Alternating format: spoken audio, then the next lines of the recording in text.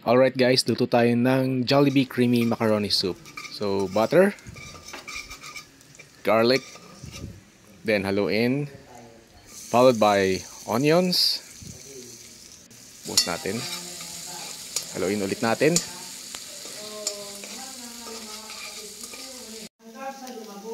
Mushrooms. Ay, nalaglag. Dali lang, kunin natin. Sumama. Yan. Alright.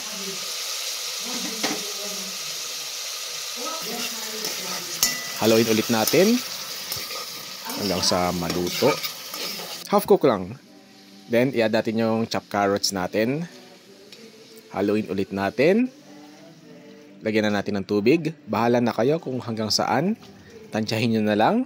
At ilagay na natin ang elbow macaroni hanggang sa maluto. So, pag medyo kumukulo na, ilagay na natin ang evaporated milk. Ayan po.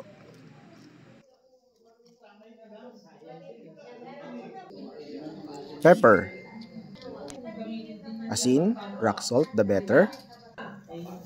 Haluan natin ng UFC chicken and corn soup powder.